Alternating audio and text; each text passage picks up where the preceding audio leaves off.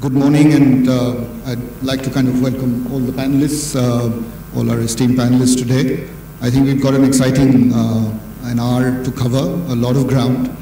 I don't think there's any merit in looking at why partnerships and collaborations are important. I think by now we're all reasonably convinced that the only way to win this war against malaria has to be done through multi-stakeholder collaborations and partnerships.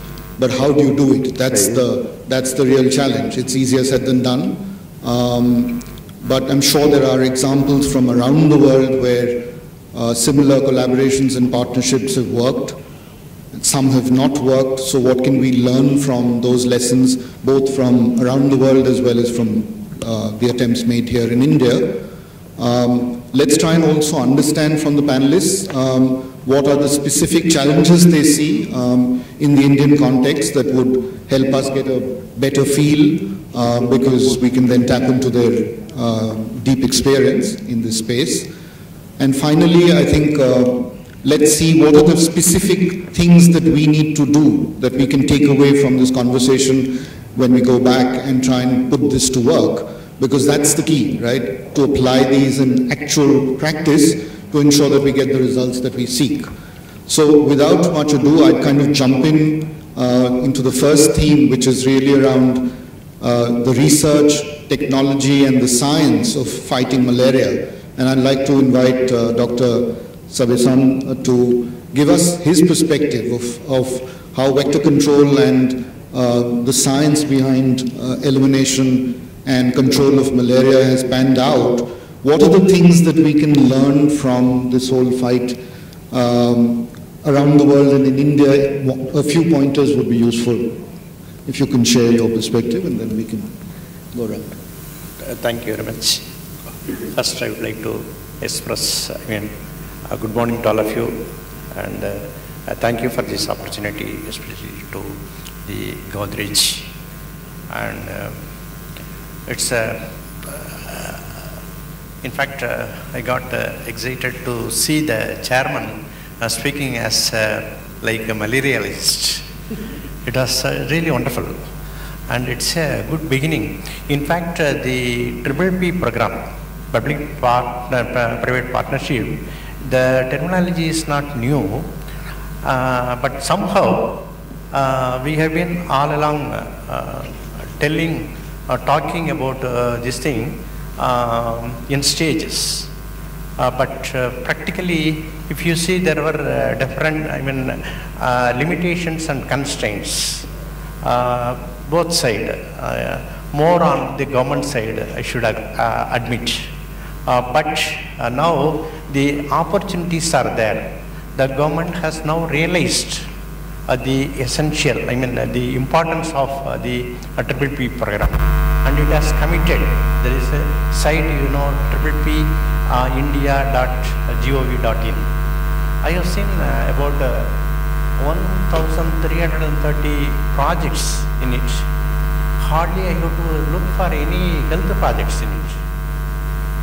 Especially vector borne disease is almost nil. So now it is a high time. We have now realized then how to take it forward further. That is the real thing we should take this forward. I think there is a way and means to do that.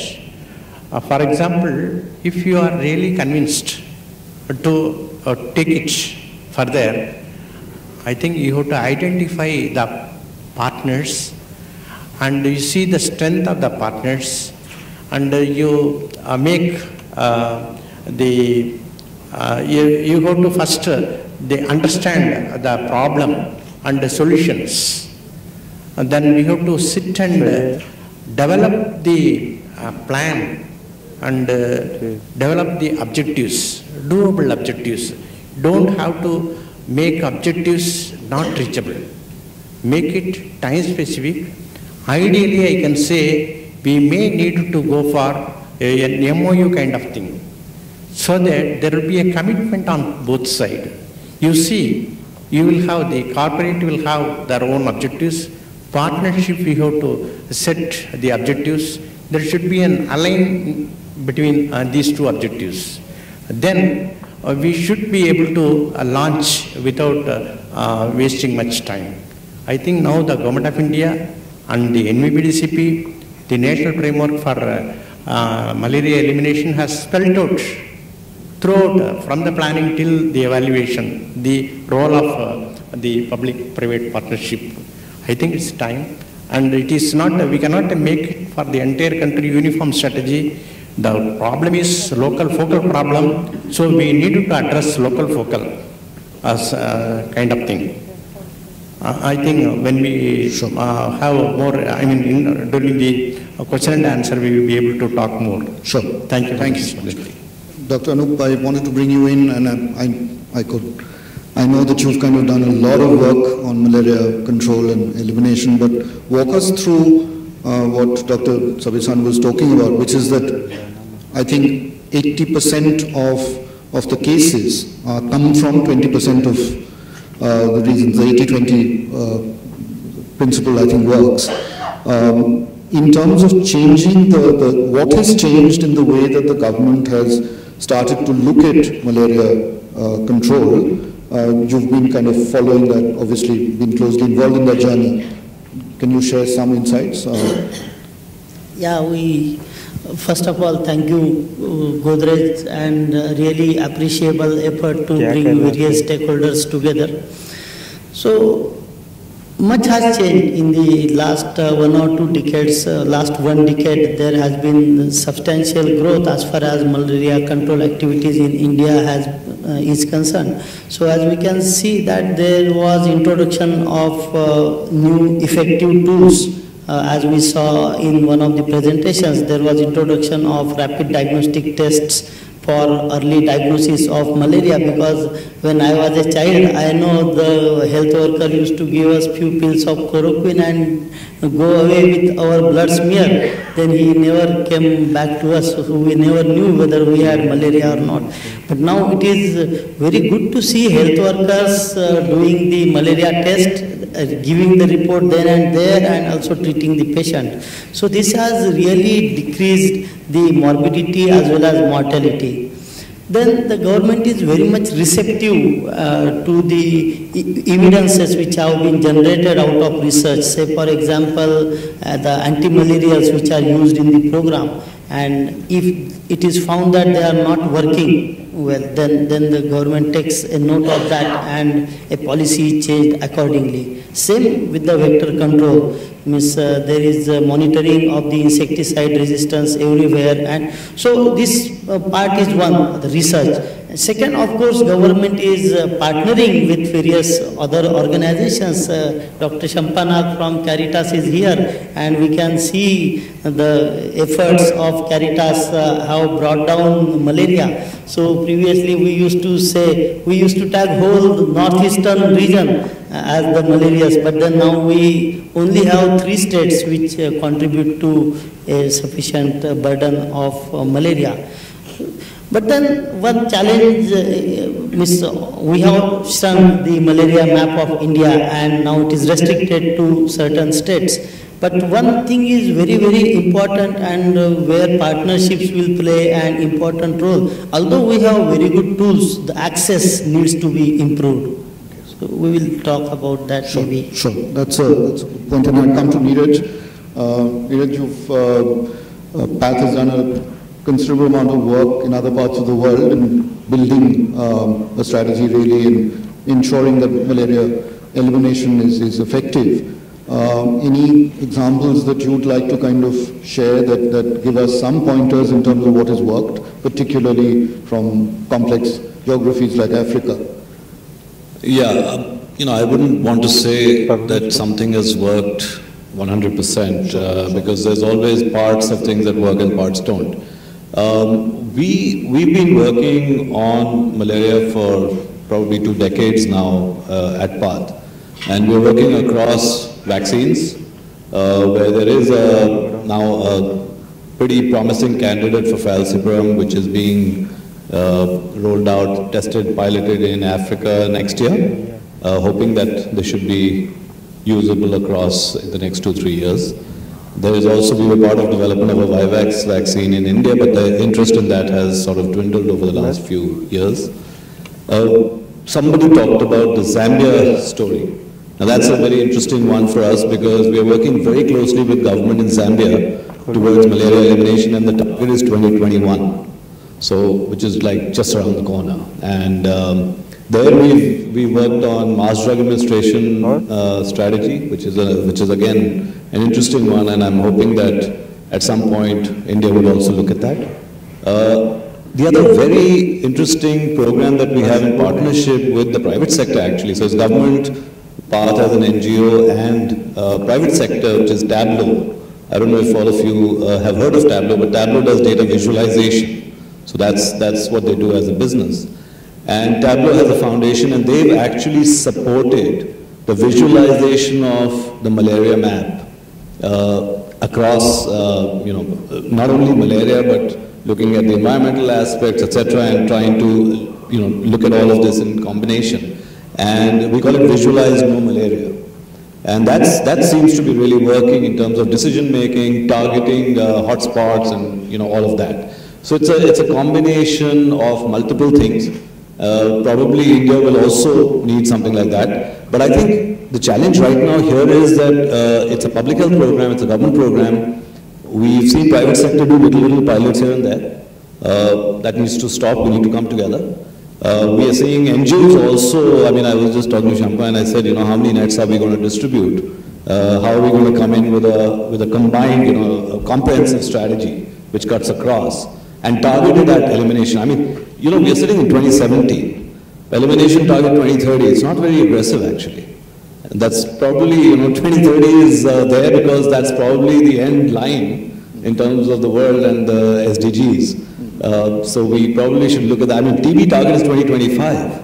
Leishmaniasis target is 2017 actually, which probably we'll miss, but that's there. So, lots to be done, and all of us need to work on it. Sure. Shireen, wanted to bring you in.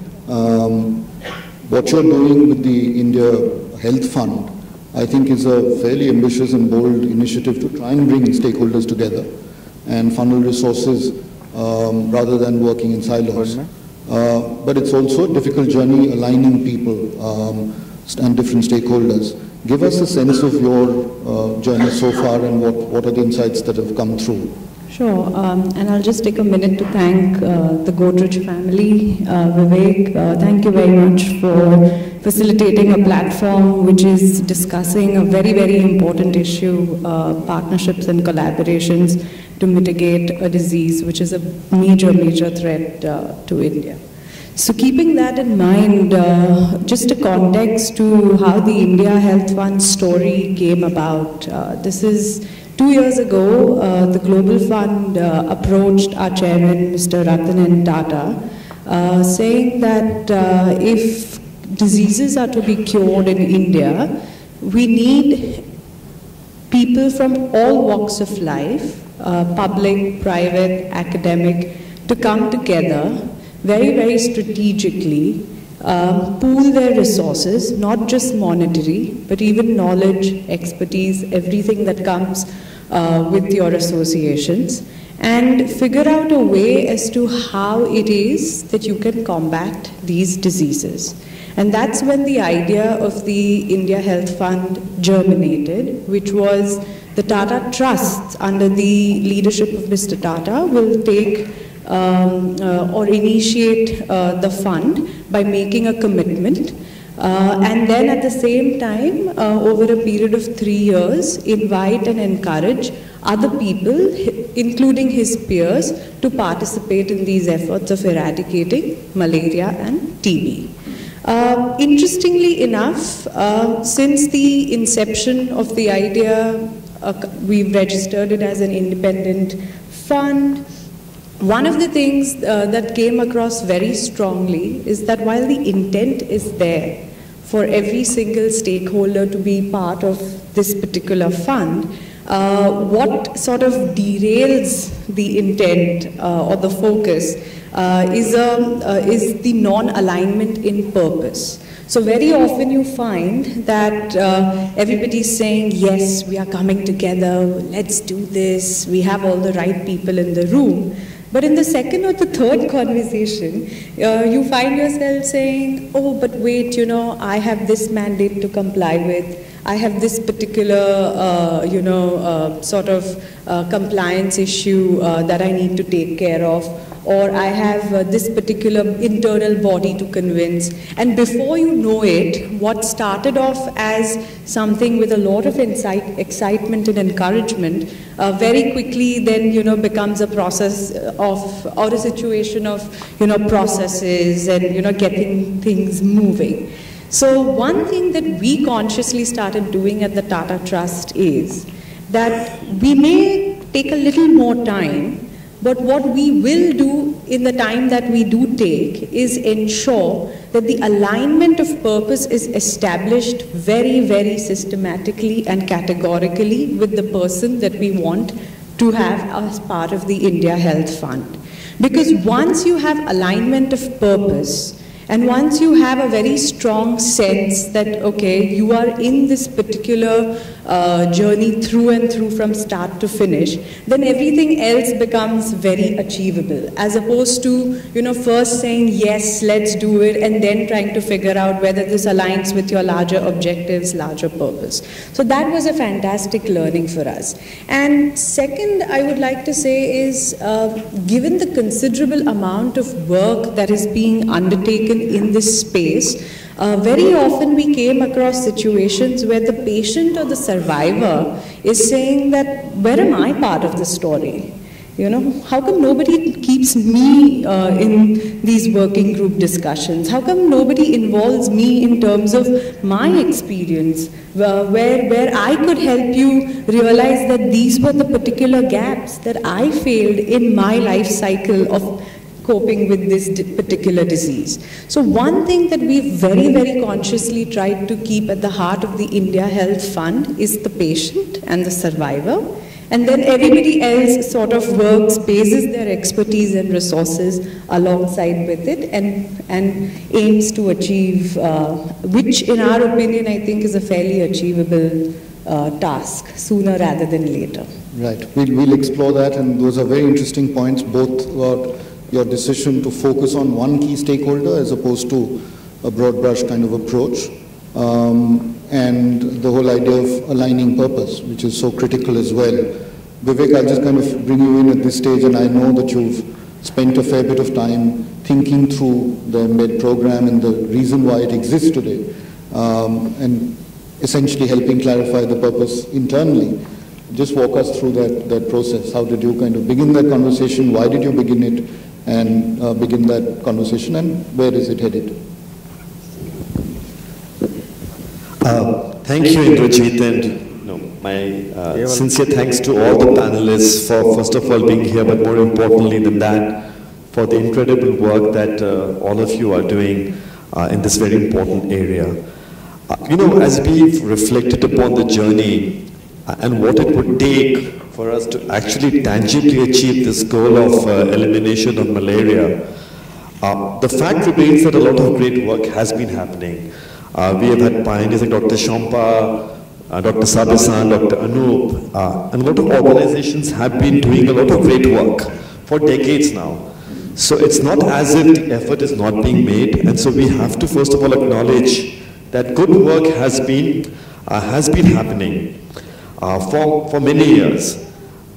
The question now is, how does one amplify it and how does one support it? Because for far too long, we basically delegated the responsibility of our lives and these things to the public sector and to the government. And that's what our expectation has been, that the government and the public sector and the health departments will resolve all of these problems. The complication is that these problems are very complex, right? It's not that easy for the government to be able to quickly resolve these problems. And so what led to our thinking was, how do we start at least creating an enabling ecosystem? How can we try and support the work that's already happening to be able to try and accelerate and probably deliver impact? That's the genesis of our thinking. And I was talking to the panelists earlier on, and they informed me that in the 60s, India had achieved dramatic progress. Even Sri Lanka, there were only 17 cases of malaria in Sri Lanka in 1965. So we'd almost conquered this fight back 50 years ago.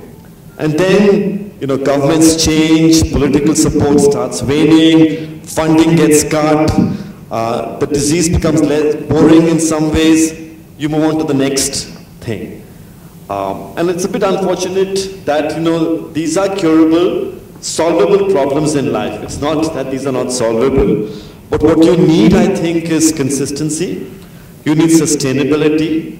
And I think you need increasing collaboration and coordination. And so our efforts here, as you can imagine, is in the beginning there's some suspicion. Why is a private company so interested in doing these things? Let the NGOs and the public sector handle these problems. But I think increasingly our belief is that the definition of the role of a company is changing. That we have to be more responsible. We have to play our part in nation building. And I think fortunately, this government also feels very strongly that companies have to stand for a purpose that's bigger than making profits or revenues. And that ties in very well with the Godrej ethos. I think, not every company can do that because you have to be authentic. But as a family, as a shareholder, the Godrej family really believes in the importance of trusteeship and institutional building. And so Embed is a part of our journey to try and experiment and create a replicable model to see how we can bring in various actors and stakeholders together and start playing a very small part in being able to move on this journey. Thank you, that was useful. Dr. Sabesan and Anup, Dr. Anup, I'll pick up what Neeraj was kind of suggesting, that the government isn't particularly ambitious about kind of eradicating malaria. I like to kind of hear your thoughts and the point that Vivek was mentioning, that we took our eyes off the ball when we were on top of the game, right, in the 60s. And then 70s we had to scramble really to put malaria back on the map. What would ensure that that doesn't happen again? How do we ensure that the point he was making about being consistent and ensuring this political commitment to this cause and this consistent funding? Would both of you like to share your thoughts? I'm absolutely delighted. No, so the first, let me just summarize. One is the point that Neeraj was making, that we're not being ambitious enough, that we've set a target of 2030 as a goal when we should be achieving it much sooner. The other is that how do we ensure that we stay on course and that we don't lose this cause in part, with the multiple priorities that we might have as a government and as public health sector. I think first we have to make at the country level, we may have to first stratify how we can go about. I would like to make it a holistic approach. First we have to stratify the problem. It is already there on records, but what is the kind of the problem? So, not in terms of a mere number or the APA, I mean to say, because a lot of drawbacks are there in this. Anyhow, we may need to have some stratification already stratified, but we have got some drawbacks in the present system that we have to sort it out. What I mean to say is the problem-based. What is that? You have mentioned at one point of time. Only the 20% of the area is contributing 80% of the problem. So we have to see the real problem. We have to interact with the people who are really facing not only the community but also the providers.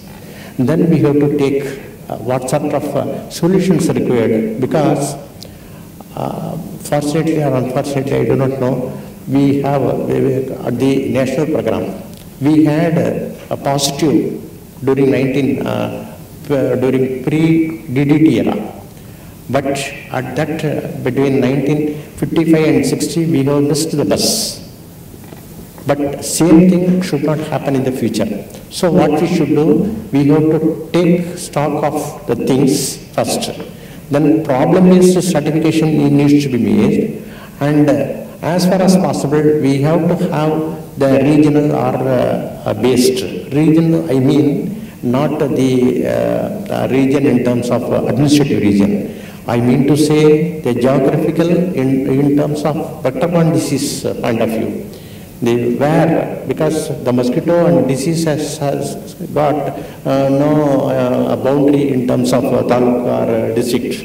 So we have to make mapping of the problem areas. Then we have to see what are all the problems and we have to propose the solutions, and what way the government, private sector, community and others can join together. Then we need to have work out the modus operandi of the elimination, and we can fix. Now we have fixed 2020, 24, 27 and all. I really wonder how at the national level you can make this kind of thing. You may need to have in one area, we may have, you can set in a phased manner, we can eliminate the program. Not at the country level at one go. 1927 means this thing. Unfortunately, I do not know, because somewhere we have to have that kind of thing. I don't deny, but in reality, on practical solution, this is the way we have to. I have experience in malaria and also filaria and all these things. I am from the field. I am a field man. From the field experience, I am telling we have to have the regional phasing. And ultimately 2030 is okay, but we don't have to wait for 2030 in all the areas, because I don't deny API, let us continue to have, but we should have the problem-based stratification and also the regional-based phasing of the elimination. And where we have to go with identify the partners, and we have to make preferably a MOU. You can have any kind of thing. There should be a commitment, time-bound commitment. Then it is sure that we can definitely achieve the goal. Thank you. Sure. Dr. Anup, I wanted to draw your attention to the fact that malaria research and control is also as much a cross-border issue. It's not something which we alone can do on our own, given the fact that a lot of the surrounding areas, including the Mekong Basin, they have shown that the parasite can become drug resistant. So walk us through what your suggestion would be to ensure that we collaborate with other countries in the neighborhood, and maybe some of the examples that Neeraj spoke about in Zambia and others, so that we can learn and also do it at a country level as well, not just internally. Any examples, any thoughts on that in terms of how we're kind of approaching it as a country? This is a very important issue of cross-border malaria, we can say. So mosquitoes, they don't need any visas for travel. And we have many porous borders, and apart from that, there is a lot of exchange of the people among the different countries. And we say that northeastern states or Assam or Meghalaya, these are the gateway of India as far as the anti-malarial drug resistance is concerned. We have 2 examples in the past, and there could be a 3rd example in future as well. We had chloroquine resistance for the first time in the country, which was reported in 1972 in Karbi Anglong in Assam. Then there was SP resistance also reported from those areas. Resistance, it actually on both the occasions it started with the Thai-Cambodia border, and from there traversed via Myanmar to India, we can say, although we do not have exact flow of the resistance. But now also we have very good medicine, artemisinin, and we use artemisinin-based combination therapies in the national program and all over the world for the treatment of falciparum malaria. So artemisinin, there is resistance to artemisinin in Thailand, Cambodia, and also in Myanmar. So it is very important to have a constant surveillance along the borders for malaria, so that if at all there is any evidence of resistance, then we can take appropriate actions. And there is a partnership between research institutes and the national program and other organizations to monitor the drug resistance across the borders. And in fact, there is a collaboration with the neighboring countries to identify the districts on the other side of the border and along the Indian side of the border. So there we every year conduct some systematic studies to know whether there is any evidence of drug resistance by different methods. And WHO and various other international organizations, they are also quite supportive in this. And WHO in fact funds for the inter-country mechanism for monitoring of drug resistance. And also there is one BBINS network, Bangladesh, Bhutan, India, Nepal, and even Sri Lanka is added to that. Right. I also wanted to focus on the economic burden that this places on people who get affected in families. And in countries like India, where a lot of people are kind of living below the poverty line, it becomes even more acute. Neeraj spoke about the whole emergence of new kinds of vaccines. Now, I just wanted to understand, is that something where the private sector particularly could play some kind of a role in India in terms of ensuring that people get timely and perhaps subsidized treatment? Any thoughts on that? Yes, of course. And in fact, I was really impressed with Godrej's efforts in Madhya Pradesh, wherein you are trying to involve the informal health sector. I would not like to call them as quacks. So I wonder if we can trap such people everywhere in the country and equip them with the rapid diagnostic tests and also the anti-malarials, that will be really great. Every month I visit some study areas of mine in the state of Odisha, and sometimes I really don't feel good. There are people who do not get access to treatment due to various issues. So access is a real challenge. We need to take care of that, and it could be of different types. Sometimes the health workers, they don't go to the people. Sometimes people don't want to go to the health workers at due to different reasons. As we were discussing, 2030 is too long, but then this is really something. Sitting in AC cabins, drafting the policies is very easy, but the ground reality is very different. We really need to take care of this. Absolutely. So, Neeraj, I wanted to bring you in here. There are lots of advances in technology as well, particularly I'm referring to digital health, which allows much quicker turnaround times and diagnosis. But I've often heard from friends in the medical sector that doctors are still quite resistant to the idea of adopting them and using them to ensure that quicker diagnosis happens. What's been your experience in working with other private sector partners and research agencies and bringing in new concepts of digital health into? So I'd say, 3-4 years ago, India was probably the last to pick up new technology and new things. We've seen a huge shift. The current government is much more receptive.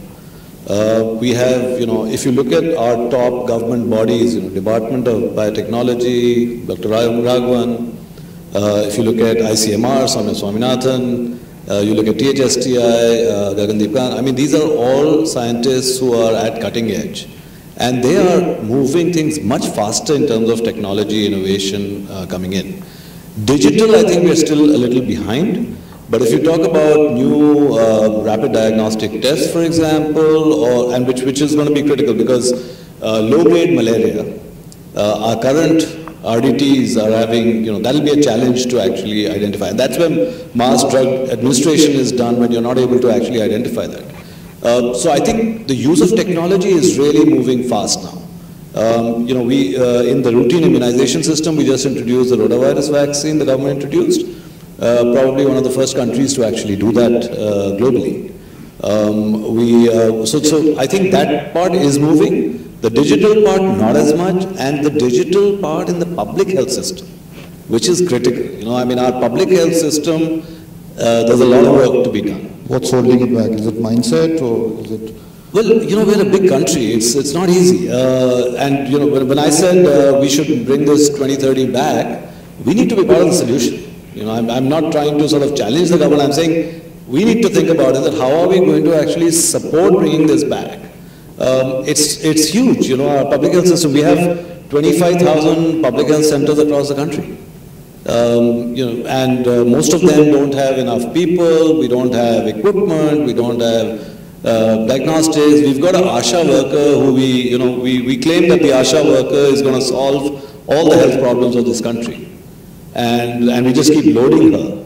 But, you know, so that's a challenge. So I think there has been a lot of great stuff that's happened over the last few years. There is still a lot of great stuff in the pipeline.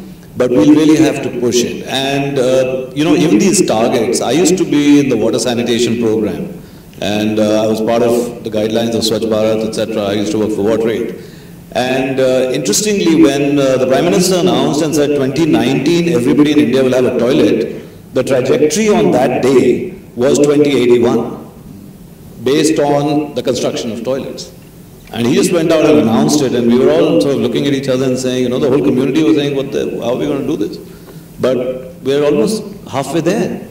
So, you know, 2019 might happen. So I think, you know, to the point of setting deadlines, I think we're now working backwards on those deadlines, all of us together. Yeah.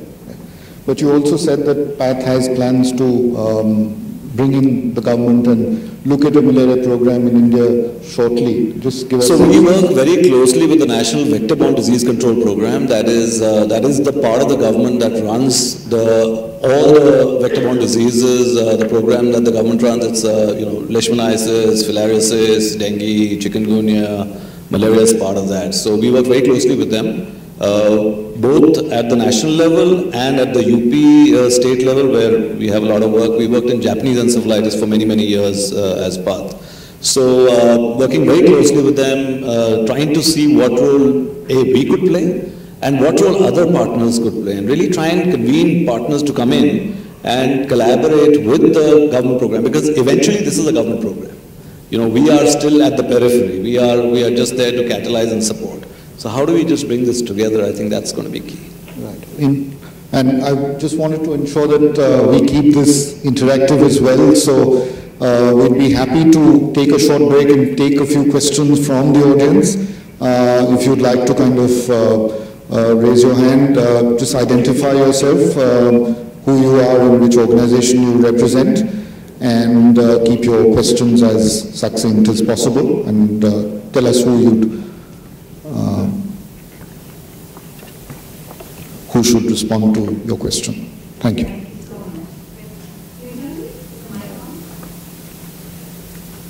It's on. Yeah.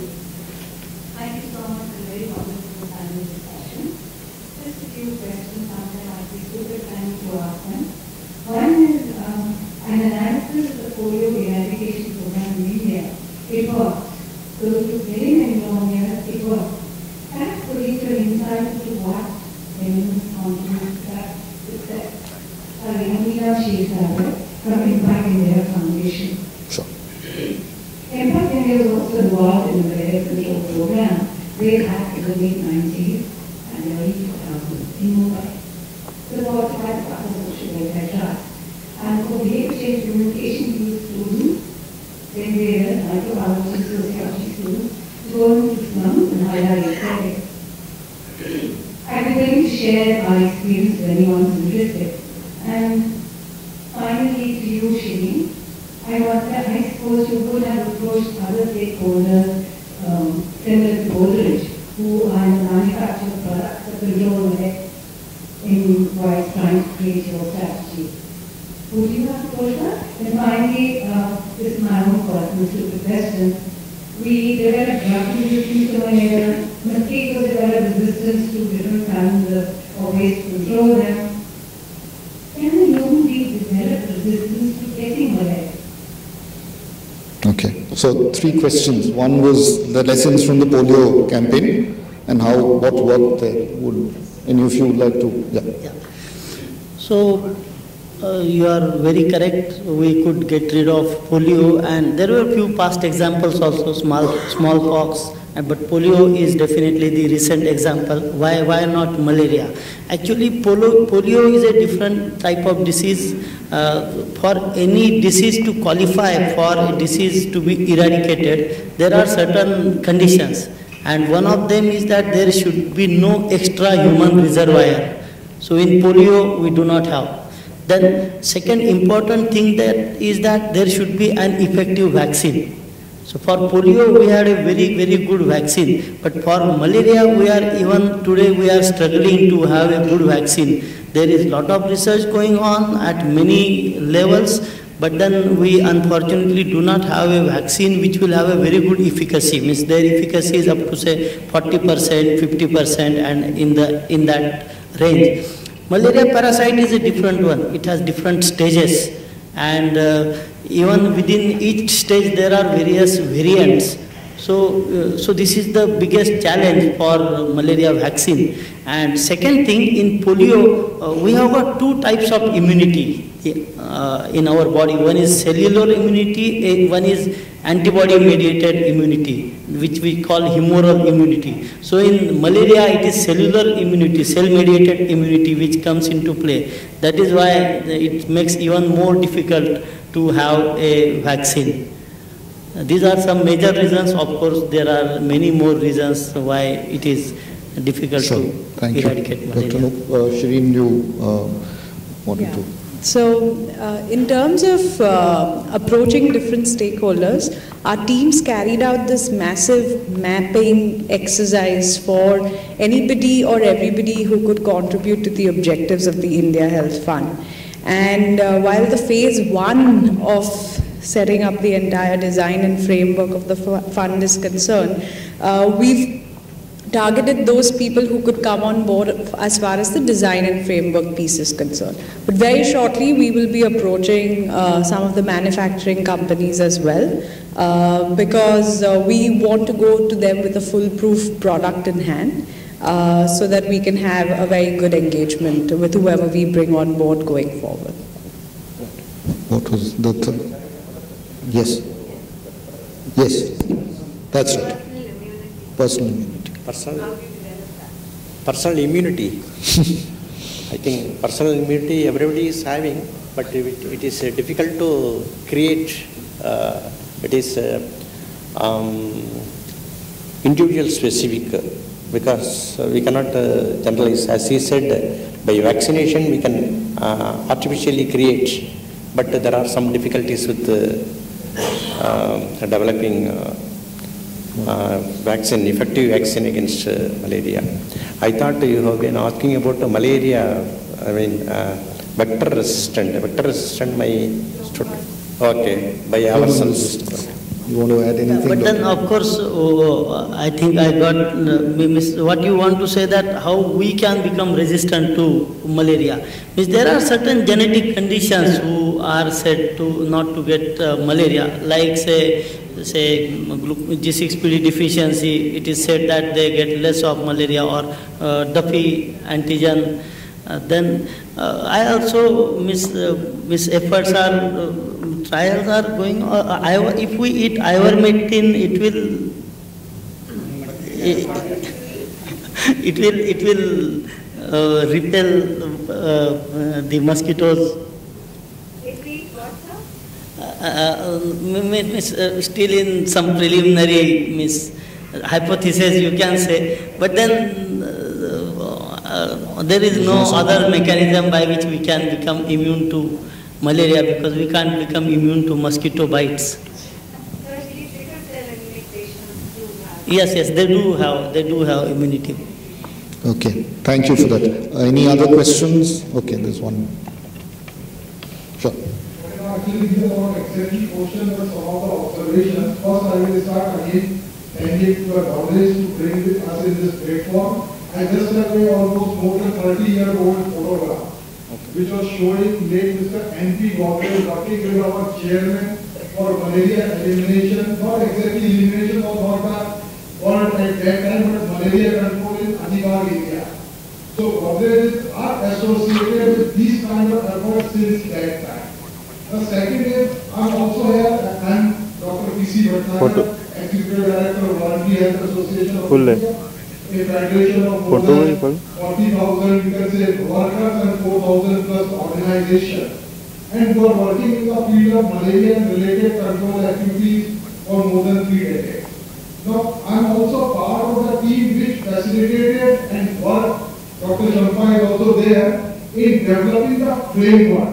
But the major concern which is still not come up, I want to get the, especially Shiri's attention on that, the whole issue of resources, both financial as well as the manpower. Where are those? Somebody in the group mentioned about the ASHA.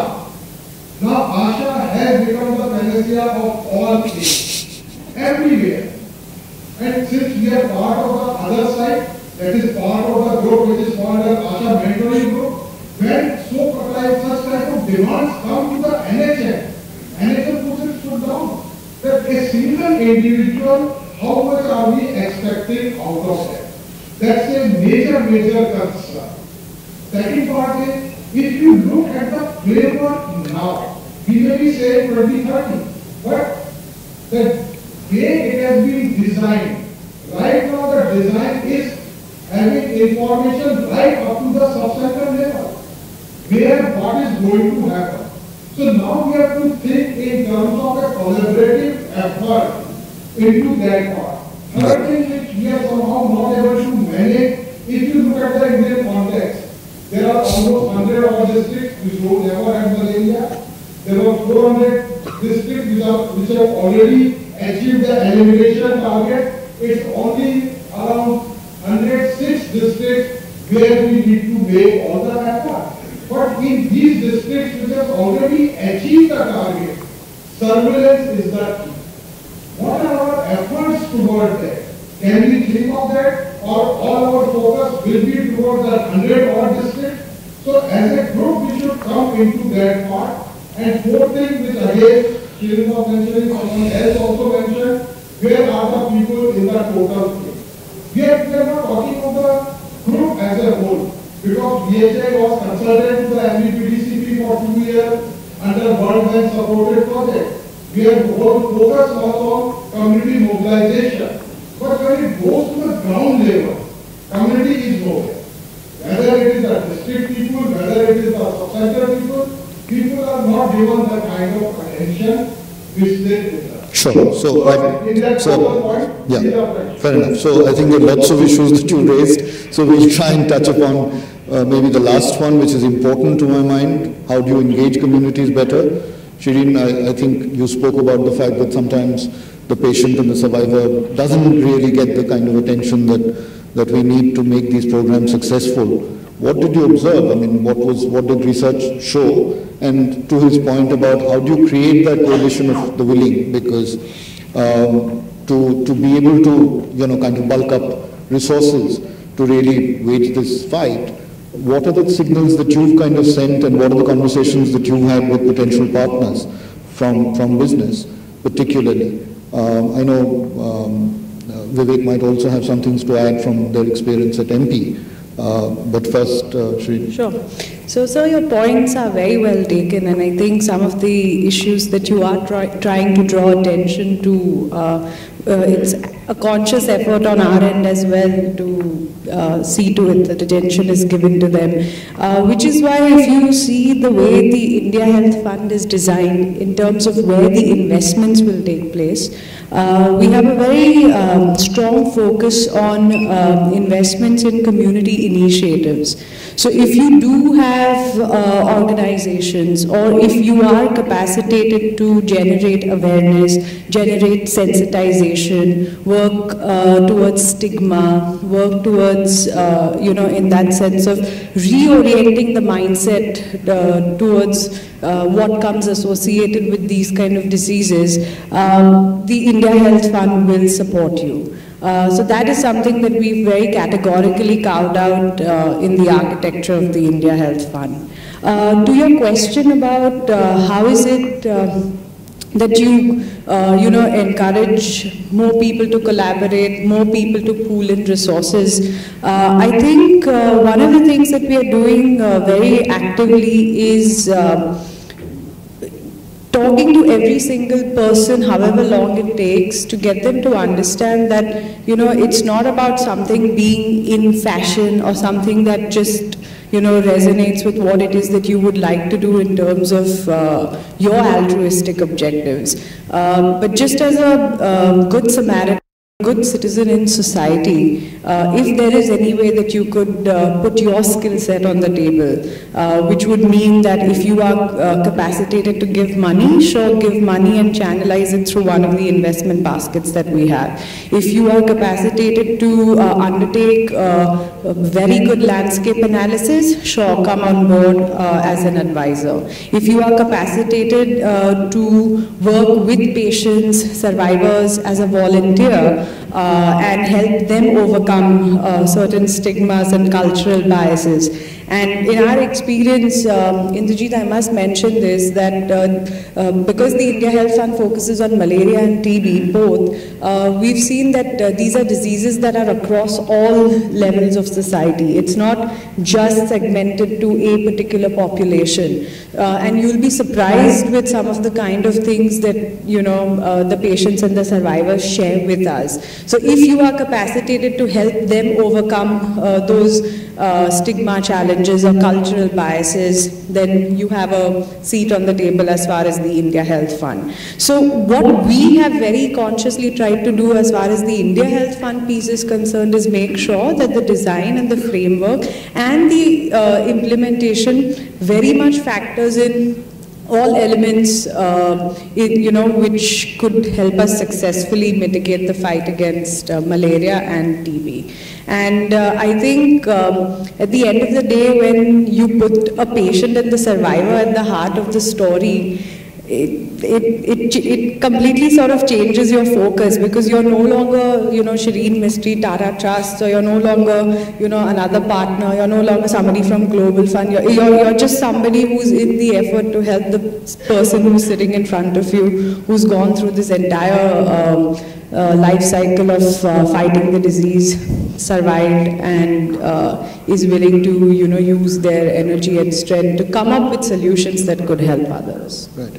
Vivek, I know in MP itself, in the experiment that you're running, there is perhaps an opportunity to collaborate with other business corporations as well, who probably have the same objective, but if you kind of harness your resources together, many exciting things could happen. Are there any conversations that are ongoing currently that might help you move the agenda? No, I think it's absolutely a great point. We are talking to some pharma companies actually, because there is a lot of, I think, benefits in terms of, subsidized rapid diagnostic tests, drugs, etc. Because even the products we provide are more intended for protection.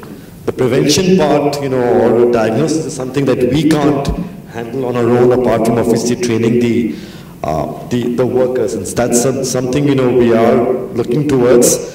And I'm very optimistic that we will find, see, the objectives are all the same actually, so at the end of the day, from a collective impact perspective, the more we can try and bring companies together and other bodies together, that's how we'll solve the problem. And Dr. Bhatnagar, I think, first of all, thank you very much for the wonderful work you're doing. My advice to you is don't lose your asha. Right? I think there's definitely... That's right, everybody should become asha for their vocation. Right. I think we are at an inflection point. Personally, I'm more optimistic than I've ever been before, that we will be able to, hopefully, if Neeraj pushes us all, to get it done for 2030. But I think definitely all the stars seem to be aligned now. And there's sometimes something magical about a deadline. And we see this in the corporate world at all. You start having deadlines, you create accountability, if there are some consequences, and if you do great project monitoring. Organizations like PATH have globally done project monitoring to a wonderful level, learning from that in terms of how we actually provide the discipline of project monitoring and reviews and deadlines Those things are necessary. I know the other final point I'll add here is, a lot of times people complain and say there isn't enough funding. To me, that's the biggest excuse, right? There's plenty of money in the world. There's plenty of money in the world. This problem does not require, we give far more amount of money in subsidies every year than what it would take to solve the problem. To me, that's the biggest excuse. And I think, lives are getting lost here. So I think finding the money should not be a problem for something which is as fixable and curable and solvable as, I think, malaria elimination. Absolutely. I think that's a great note to end on. Sorry, So I know we've kind of almost run out of time. Would it be possible to probably meet the panelists after this is over? I think there's a short break as well. Sorry? Come again? Sorry, there was a short video. Unfortunately, Professor Janet Hemingway, who's from the Liverpool School of Tropical Medicine, she couldn't join us because she had some prior commitments. So if we could just play that video and just listen to what her perspective is, it will give us some sense of how she's looking at the issue.